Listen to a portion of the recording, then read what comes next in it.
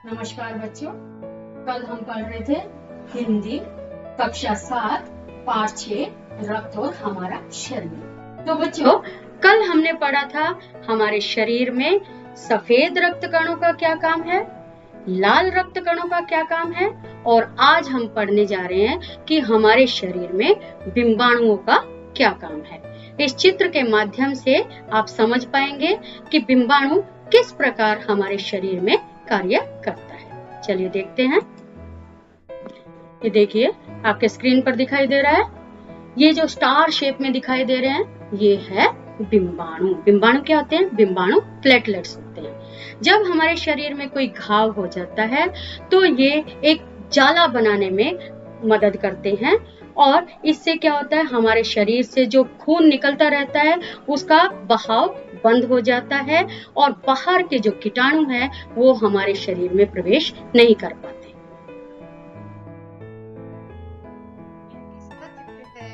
श्री कृष्ण का चित्र यह इस रंग में है।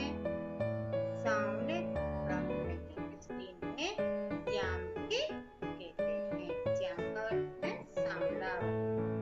श्री कृष्ण किस कलर के, किस रंग के कपड़े पहनते हैं? नीले वस्त्र पहनते हैं। ये वहाँ पर ये शोभायमान बहुत सुंदर लगते हैं।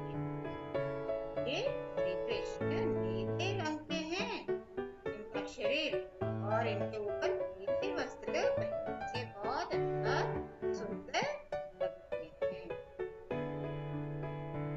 और इसी तरह नीलमणि पर्वत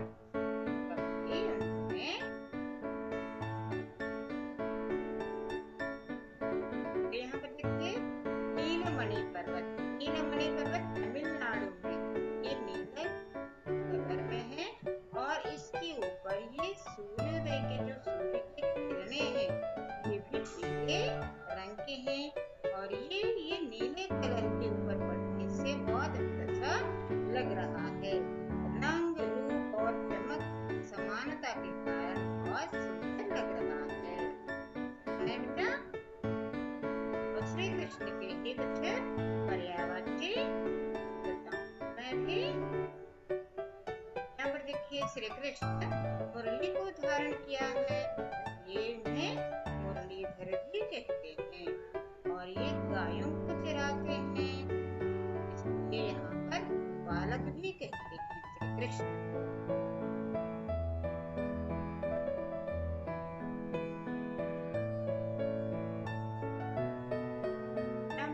श्री कृष्ण इस गिरी को है ना उठाए हैं। कौन सी गिरी है?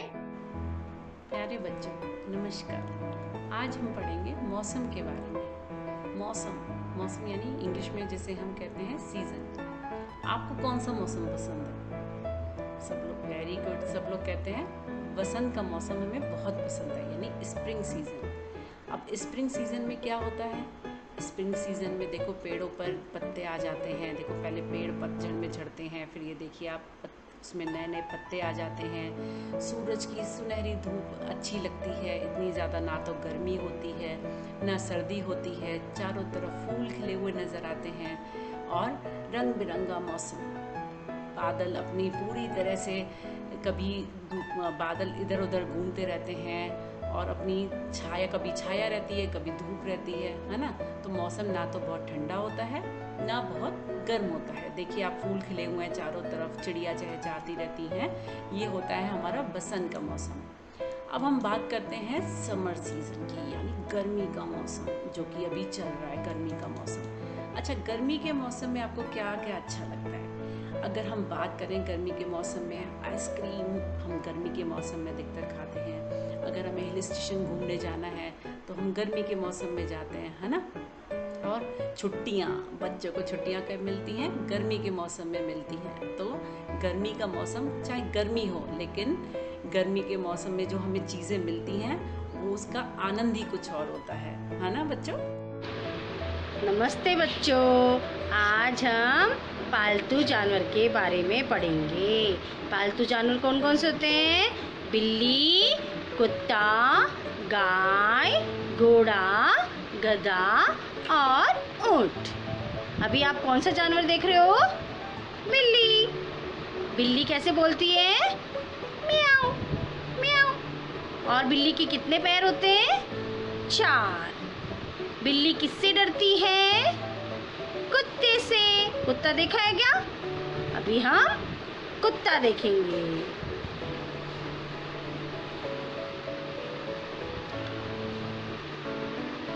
हाँ, बिल्ली किससे डरती है? कुत्ते से।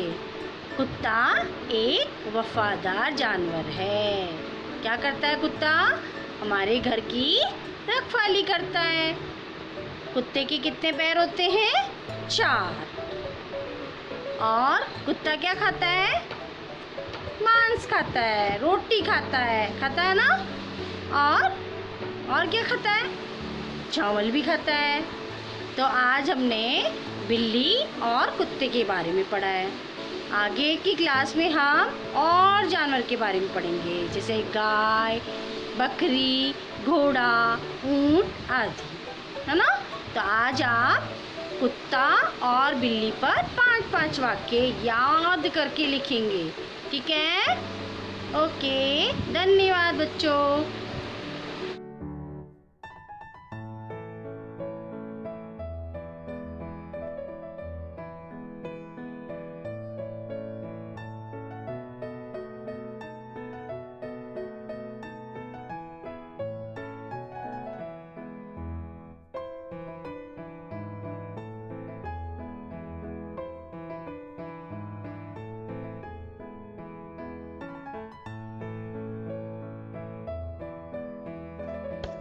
नमस्कार बच्चों, कैसे हैं आप सभी?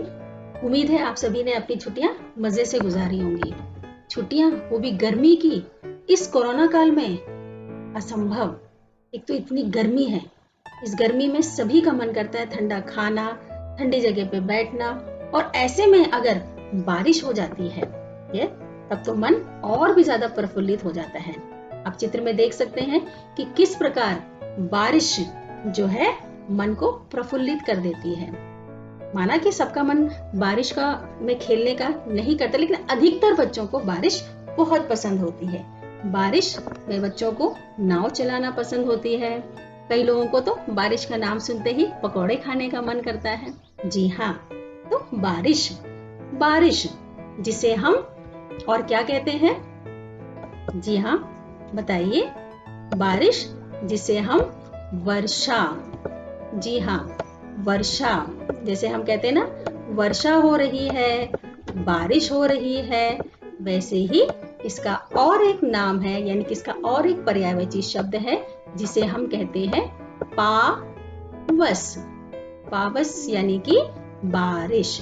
यस, जी हाँ, जिस प्रकार आपकी मम्मी आपको प्यार से मुन्ना राजा कहती है, पिताजी आपको जो है प्यार से जो है सोहन या रोहन कहते हैं, दोस्त आपको अन्य नामों से पुकारते, ठीक उसी प्रकार बारिश जिसे हम वर्षा या पावस भी कहते हैं, ठीक उसी प्रकार चित्र में आप और चीजों को भी देख रहे हैं। जी हाँ, वृक्ष।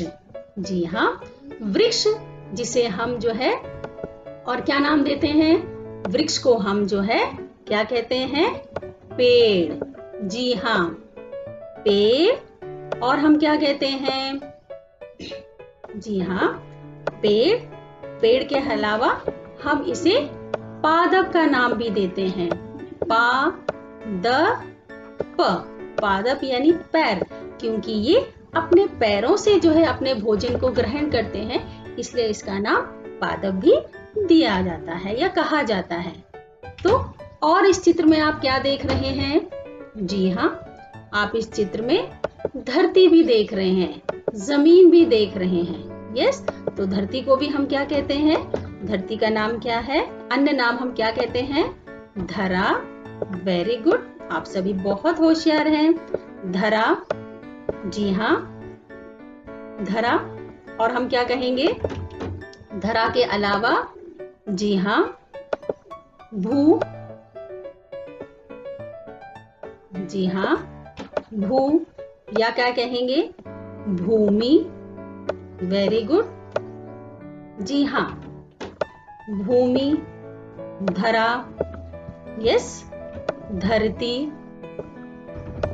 जी हाँ, तो अभी हमने जाना कि किस प्रकार इन 3 चीजों के हमने पर्यायवाची शब्द पढ़े, यानी कि अर्थ वही होता है और जो है लेकिन शब्द अलग होते हैं, नाम अलग होते हैं। जैसे कि हमने देखा कि वृक्ष जिसे पेड़, पादप या तरु भी कहते हैं, वैसे ही वर्षा यानी कि बारिश और जो है पावस है। ठीक उसी प्रकार हमने भूमि यानी कि धरती को धरती भी कहते हैं, भू कहते हैं, धरा कहते हैं, भूमि कहते हैं। ठीक है बच्चों, तो मुझे उम्मीद है आपने इन तीनों जो है शब्दों के पर्यायवाची को समझ लिया होगा। अगली क्लास में हम अन्य जो है शब्दों के साथ आपसे मिलेंगे और जो है उम्मीद है कि आपने इन सभी चीजों को ध्यान से समझ लिया होगा, पढ़ लिया होगा। तो अगली क्लास में हम कक्षा में फिर से मिलेंगे। धन्यवाद।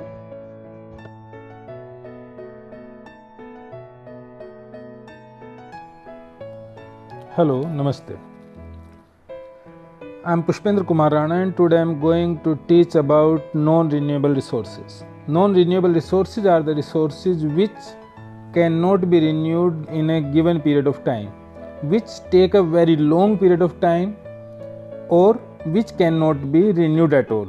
They are exhausted over time and cannot be renewed. One of the example is here crude oil or petrol. So here we can see it in this example, this in image, that if petrol is continuously being used, so in that case what will happen,